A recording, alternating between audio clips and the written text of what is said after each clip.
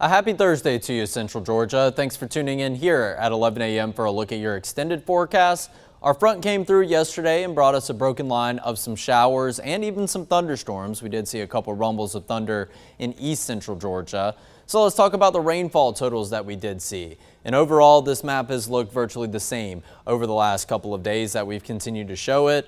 Once again, most of Central Georgia just seeing a couple tenths of an inch of rain. Even some locations that I picked out, only a trace of rain or maybe a couple 100ths of an inch of rain up in Milledgeville. Same story down in Eastman. You can see some totals, maybe 8/10 of an inch just north of Cochran.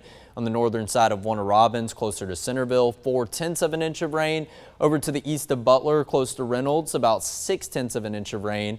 And then some of those darker blue spots still equating to totals that are under an inch over the last 24 hours. But some areas did luck out, just like we've been talking about the last couple of days, maybe just over an inch of rain over in portions of Wheeler County, southeast of Alamo, 1.5 inches of rain in this green spot that you see in between Dublin and Wrightsville, right on the Lawrence and Johnson County lines. And then once again, another 1.5 inches of rain around Swainsboro. We did see some of those yellow pockets in a select few areas, not in Central Georgia, but this is over to the east of us, just north of Statesboro, down in Bullitt County. 3.5 inches of rain. Boy, that would have been useful for some of the widespread totals here in Central Georgia. So it was a fairly broken line of rain that we did see, and not everyone did record rain. Middle Georgia Regional Airport was actually one of those areas that didn't record rain yesterday. So your total for October, we had 2 consecutive days of recording rain on October 5th and October 6th. So that was this past Sunday into this past Monday. 0.45 inches of rain so far, which all in all running right around where we should be at this point of October, a couple days, or I guess I should say about 9 or 10 days into the month of October. Your average sits just above 2.25 of an inch of rain, which it looks like, okay, we continue at this pace that we're at currently, we probably should get very, very close to that number. Well, that does not look to be the case, and we'll talk about why that is coming up at the kind of end of this. As we settle into next week, it does look to be a pretty dry stretch. Your record set back in 1959 of just over 9 inches of rain, 9.39 inches of rain to be exact. But it is Thursday, so that means we have our latest update on our drought monitor. And we haven't seen too much change with this, but we have seen a little bit of changes. First and foremost, we actually see the moderate drought conditions that were on the western side of Upson County. They have been expanded a little bit farther eastward. Portions of Crawford County now within this, Upson County, Lamar, down to Taylor County, and down to Macon County. Our south and southeastern counties still remain in the moderate drought criteria that they were under, and we actually see portions of a severe drought creeping really close to Lake Blackshear and Chris County, and portions of a severe drought are expanded into that western edge of Upson County. So just seeing an expansion of some of the moderate and maybe even severe drought conditions. Most of Central Georgia does still find themselves under abnormally dry conditions. Areas like Milledgeville, Eatonton, over to Wilkinson County, places like Irwinton, Macon, Warner Robins, and Perry, along with that Sandersville, Sparta, some of these counties that we just don't have enough room to put the location on.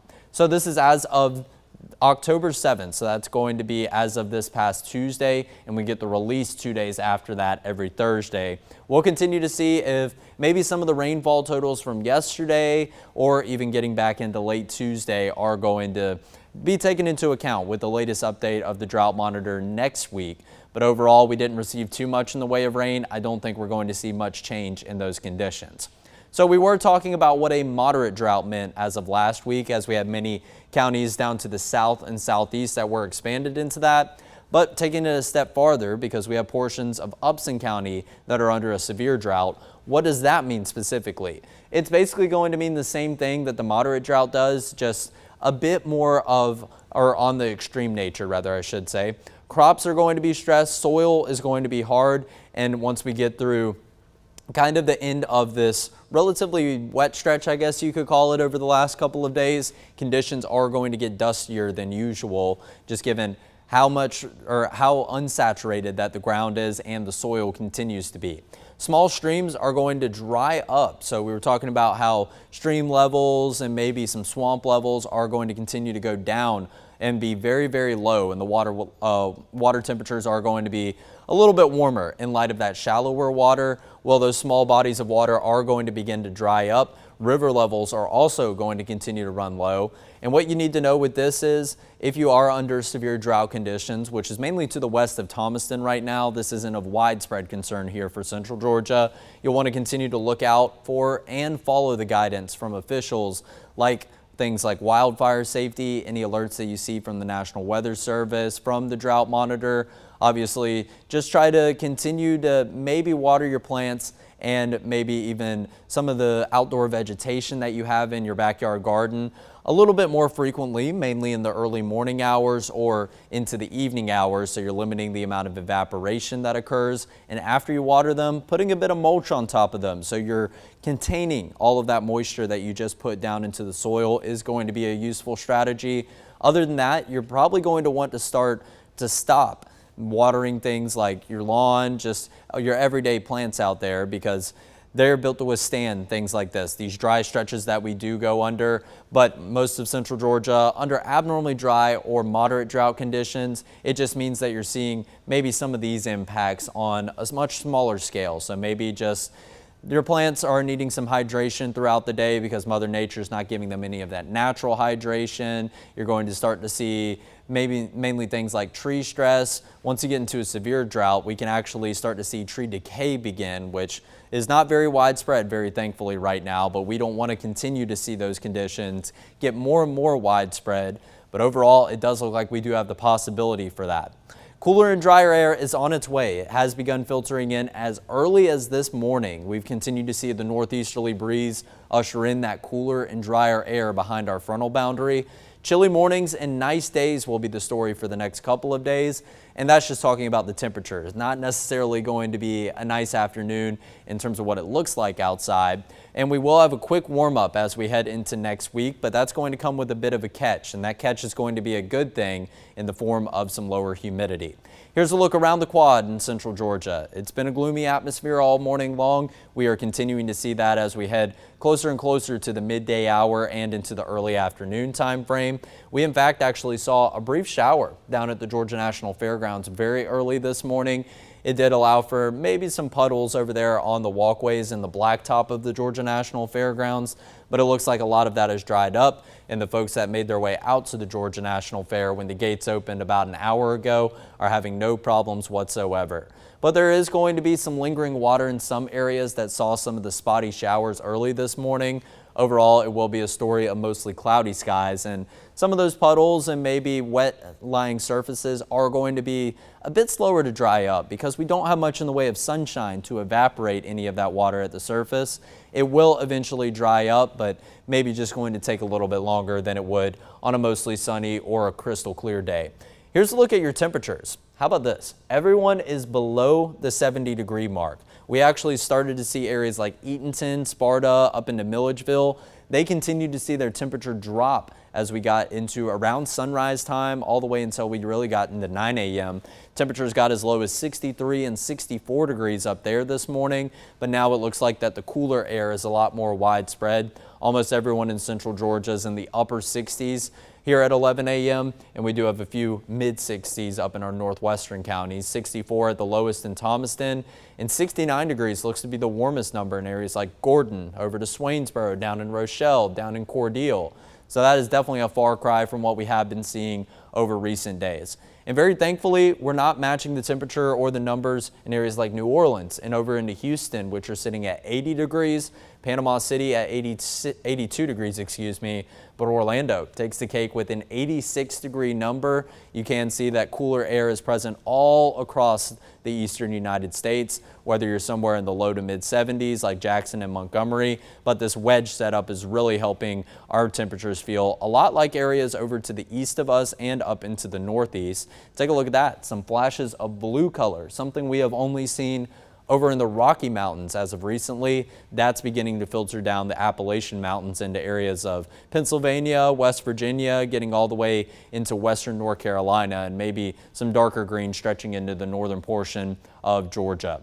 Here's a look at your dew point temperatures. Not widespread no color just yet, but we've had dew point temperatures in the upper 60s, patchy areas of dark green like you see down in Cordele. That was present all over the area this morning. We've continued to see that area of no color push down from the north and the northeast, and that's why you see a lot of dew point temperatures in the 50s now. And the farther south that you travel, you start to see some dew point temperatures in the low 60s, maybe the mid 60s. But we're continuing to filter out whatever muggy conditions that we've had at the beginning of the work week as we head towards the end of the work week and the weekend ahead.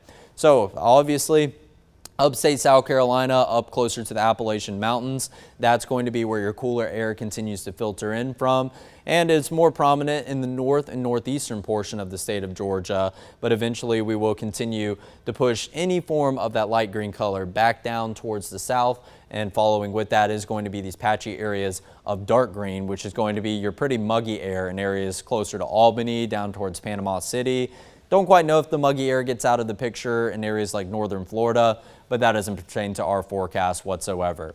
It is breezy, and it has been breezy all morning long. Very early this morning, we started to see this shade of yellow creep into our northeasternmost counties, and then it got a lot more widespread. So now everyone in central Georgia, anywhere from around a 5 to 15 mile per hour sustained wind. At the most, I think we see 14 in Macon, 14 in Eastman, and a 14 over in Swainsboro and Vidalia.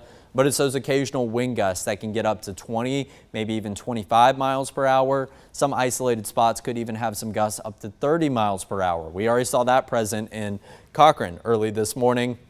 But at the most, we see some gusts up to 20, 21, and 22 miles per hour in Cordele, Cochran, and Macon, respectively. We're going to continue to hold on to those breezy conditions for quite a while. We'll talk about just how long coming up in just a little bit.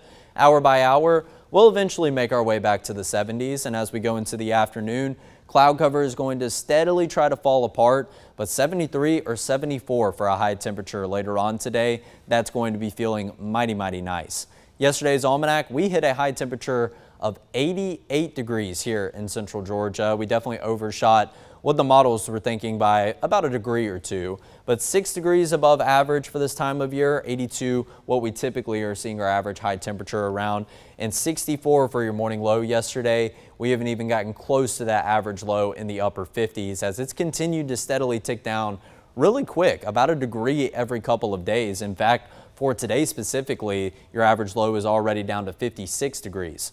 But no rain at Middle Georgia Regional Airport. Your departure of rain, we're still 3.5 inches above where we should be at this point in the calendar year.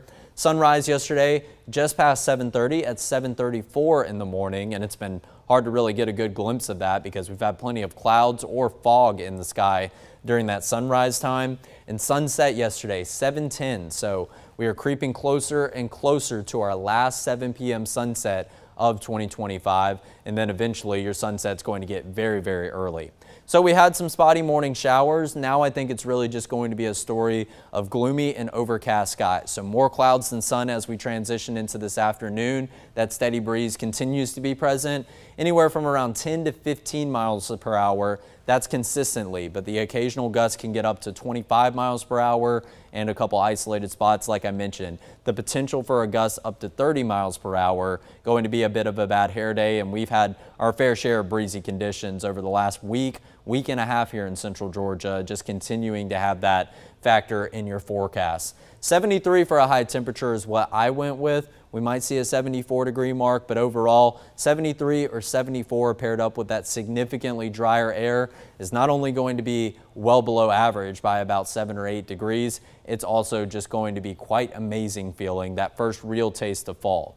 And it's a bit of a picture of a gloomy fall day that we've seen so far. Here's your satellite and radar picture. Actually still holding on to a few light showers down in Telfair, Wheeler, Montgomery counties, just to the north of Hazelhurst, down to the south of McRae and Alamo.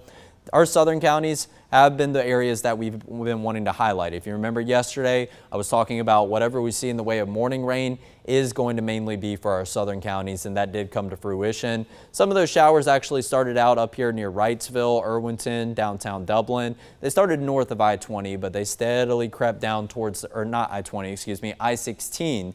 But they steadily crept down to the south of the interstate. Overall, what we're left with now is a very gloomy atmosphere, not only here in central Georgia, but that continues to be the case across most of the state of Georgia.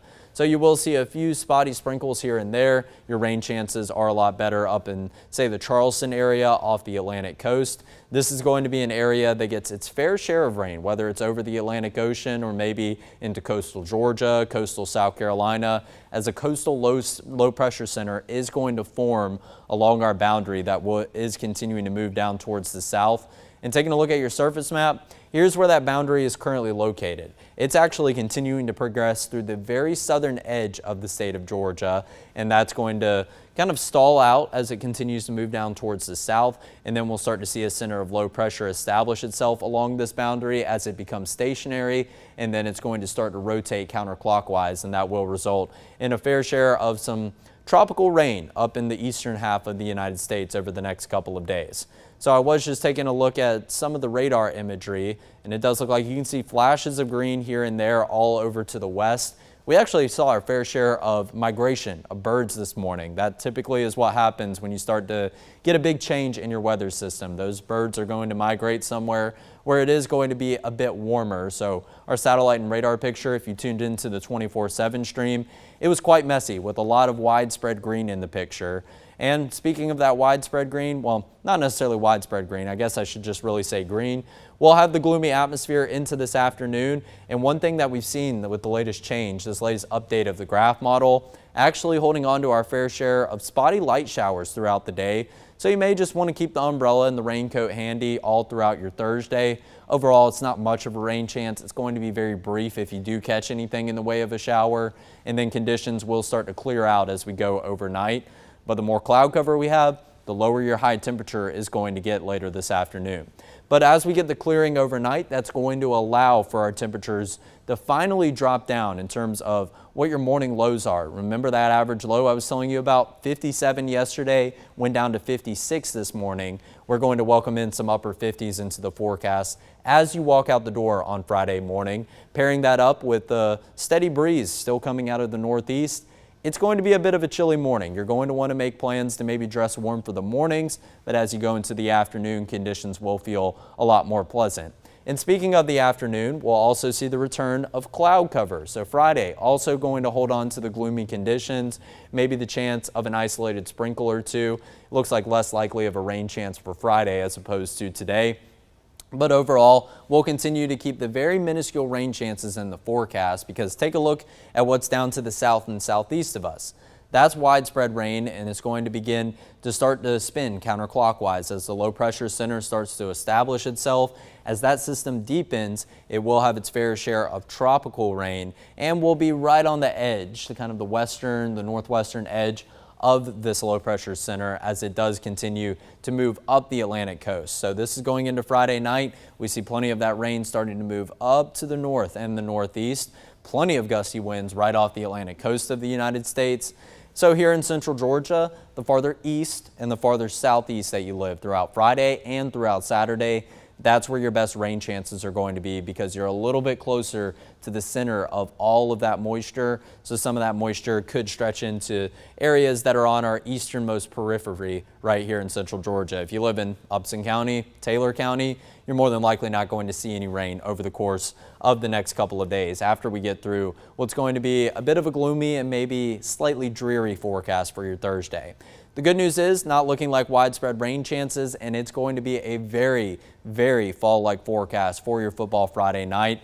Exactly how the weather should be in the middle of October for some of those football games. Now we go into Saturday morning. Where do you see the cloud cover? Where do you see some of the light rain chances? That is farther over to the east in central Georgia. Some of those light showers could clip our eastern counties as we go into the late morning to early afternoon time frame. We could have some passing cloud cover here and there, but overall, we'll still get some peaks of sunshine, and I do think our high temperature on Saturday will be a bit warmer than what we're going to see on throughout today and throughout your Friday. That takes us all the way to Sunday at 1 a.m. Still some of that moisture trying to linger in the near vicinity of us. I think as the system continues to move up to the north and the northeast, that's where your rain chances are going to increase. So best chance of seeing some of that light rain to the southeast on Friday. On Saturday itself, it looks like it's going to just be our eastern counties, and then as we go into Sunday, I would imagine our northeastern counties have a shot of receiving a light shower or a sprinkle. So your fair forecast for your Thursday, bit different than what we've been talking about recently. Northeasterly breeze, sustained and consistently blowing at around 10 to 15 miles per hour. The occasional gust could get up to around 25 miles per hour throughout today. I have edited this graphic a little bit from what I did show this morning. It does look like maybe we still have the chance of a brief and a light shower throughout most of the afternoon for your fair forecast. Going to be gloomy, maybe running across a sprinkle or two, but just maybe pack the rain jacket or the umbrella, and then that light shower will be out of the picture fairly quickly. 72 for a temperature at 4 p.m. That temperature was 83 yesterday. We have seen a substantial drop in that afternoon high temperature because of two factors. Number one, the cloud cover not allowing much sunshine to break through and warm some of those surface temperatures up, but also that cooler and drier air that continues to funnel in from the northeast. As we go into closing time, going to be a cool and breezy end to day 7 or day 8 of the Georgia National Fair. I think it is day 8 today. Sunset later on tonight, 7:08 p.m. So once again, look out around that 7 p.m. time. Maybe you'll get a glimpse of the sunset, but overall there's looking to be your fair share of cloud cover in the forecast. So not too sure if you would actually get a glimpse of the sun beginning to set. So 10% chance of a rain, mainly to the southeast. I would probably go back and tweak that a little, maybe a 20% chance of just a light shower all across central Georgia, but that's just basing it on the last model run of Future View. Again, some areas going to see rain, but more than likely you'll just remain dry and mostly cloudy throughout the rest of today. 54 for a morning low temperature tomorrow. Yes, that's one of the coolest numbers we've seen over the last couple of weeks, so it is definitely going to be a bit chilly, and you're pairing up temperatures in the mid-50s with a pretty steady breeze as you walk out the door tomorrow. 71 for a high temperature and still a pretty gloomy atmosphere, maintaining that 10%, that minuscule chance of seeing a drizzle or a sprinkle at random times throughout the day, but not going to equate to much. And then you saw 78 as we go into Saturday. Your best rain chance is going to be the farther east that you live throughout the day on Saturday. Speaking of the humidity values, as we go throughout the rest of today, you continue to see no color whatsoever continue to push down into central Georgia. By the time you walk out the door tomorrow, I'll probably be talking about dew point temperatures in the mid-40s here in central Georgia. That is getting into virtually no moisture in the air whatsoever. We could see a rebound of that light color throughout times as we go throughout Friday afternoon. Once again, as we see that humidity try to rebound just a little bit, it could be enough to sprout a very light shower, but overall it looks like that will be the case each and every afternoon, and areas farther to the east of us will have more humidity than we do here in central Georgia. And going across Saturday afternoon, you see that light green color try to push from the east over towards the west across the state of Georgia, and then we go into Sunday and it still looks like each and every night that we go into the overnight hours, early morning hours, that wedge front is continuing to start to reinforce the drier air that is present across our forecasts. In terms of your breezy conditions, how long do those last? Let's go to this evening. Looks like some areas could see the breeze finally subside, but you can see the farther south that you live, it looks like we're going to hold on to those gusty winds up to 20 and 25 miles per hour. The breeze is also going to welcome you out the door as you go out or make your way out to work on Friday morning. Gusts up to 25 miles per hour once again possible. That will be possible as long as you keep this yellow color on this Future View wind gust map. Still a breezy Friday afternoon, trying to subside a little bit for football Friday night, but if you know anyone that's kicking in any of the football games tomorrow night, might want to let them know it's going to be a bit of a windy game, so prepare accordingly for some of that steady breeze. And it's going to be coming out of the north and the northeast if they want to maybe cater some of their kicks a little bit over farther to the right or farther over to the left, just to make sure that you kick it through the uprights. Now you go into Saturday morning, wind gusts once again, still up to 20 or 25 miles per hour, maybe going down slightly as you go into Saturday afternoon. Overall, what you should know is the breeze will be present each of the next 3 days before finally Sunday morning we see signs of that breeze at least getting out of the forecast. And that's going to be because the center of low pressure continues to move up the Atlantic coast. The farther that gets away from us, the less gusty our winds will be. And take a look at how gusty those winds are up in areas like Wilmington, up in Morehead City on coastal North Carolina. 34, 32 miles per hour, and in some isolated spots, I imagine it will start to get up into maybe even tropical storm force winds that could be in the forecast. So this morning was our last above average morning for quite some time. We'll be bouncing around the mid and low 50s each morning over the course of this weekend and continuing that trend into the beginning of next week, starting out around 54 on Monday. Each of these numbers is going to be below your average low of 56 degrees, but by the time we get to next Monday, that average low very well might drop down to 55 degrees, just given how much it has dropped over the last couple of days. Afternoon highs going to be in the 70s for the next couple of days, and then we will be very quick to return to the 80s Sunday into Monday. 81 and 83 finally getting back around average or at least above average. But it's not going to feel like the last 3 days have felt. We've had the muggy conditions that maybe made those feels like temperatures a bit warmer. We're going to continue to pair up those low 80s with substantially drier air as we go into the beginning of next week. And we don't see any signs of that drier air really leaving your forecast over the course of the next week. Take a look at your long range models. Maybe a slim sprinkle chance on Sunday. After that, Monday, completely clear. Tuesday, completely clear. Going into Wednesday, there is just nothing going on in the eastern half of the United States. We go all the way to next Thursday. You might see some very light shades of green trying to pop up. Overall, rain is going to be very hard to come by as we go into the near future. Let's get a quick update on the tropics. Tropical Storm Jerry, which formed as of 2 days ago, still expected to strengthen into a Category 1 storm sometime later on Friday. And it looks like as it makes its way up towards Bermuda, it's going to turn on the right turn blinker, and it's going to go back out into the Atlantic Ocean. Still moving at a pretty decent speed, and it is going to have some implications over in the Caribbean. We do actually see a tropical storm watch issued for some of these Caribbean islands like Anguilla, Antigua, and Barbuda, which actually just got upgraded to a tropical storm warning, which means tropical storm force conditions are looking likely in Antigua and Barbuda. Then you do see going down the Caribbean, Guadeloupe, we could see a tropical storm watch, as well as areas to the west of Antigua and Barbuda. That would be St. Kitts and Nevis. And then, of course, you don't see areas like Puerto Rico, the U.S. Virgin Islands up here that are included in any of these tropical storm watches or warnings. And then as you go down to the south of Guadeloupe, closer to Dominicana and Martinique, those areas are not included in any of these tropical storm watches or warnings. So having some implications, but tropical storm watch or warning is definitely not really the most drastic impacts that you can see with these tropical systems. And then the National Hurricane Center, I imagine, is twiddling their thumbs just a bit because they outlined this area up in the northern Atlantic Ocean. Take a look over there, Lisbon, that is Portugal. So a 10% chance of development on this area right here, more than likely the remnants of one of our tropical systems very recently. Overall, I don't see this system really getting its act together, but you can start to see some spin associated with it. Might send some moisture over into portions of western and northwestern Europe, way, way, way far away from the United States. Not going to have any implications in our forecast. So here's a look at the names that we still have to claim. Karen, then Lorenzo, Melissa, Nestor, and then we go down into this very last column right here. So far, Jerry was claimed the 10th named storm that we've seen so far in the Atlantic hurricane season. And just basing those upon average and what was forecasted, we are still well below those numbers. 4 named storms below average, 7 named storms below what Colorado State forecasted for us.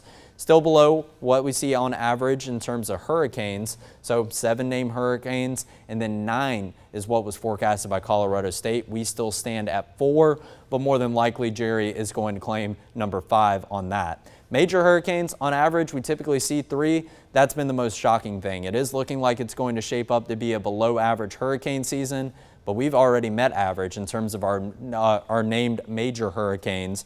Hurricane Erin and Hurricane Humberto both got up to Category 5 status, and Hurricane Gabrielle also did claim major hurricane status, but Colorado State forecasted 4 for us, and once again, we are still trending below average when it comes to that.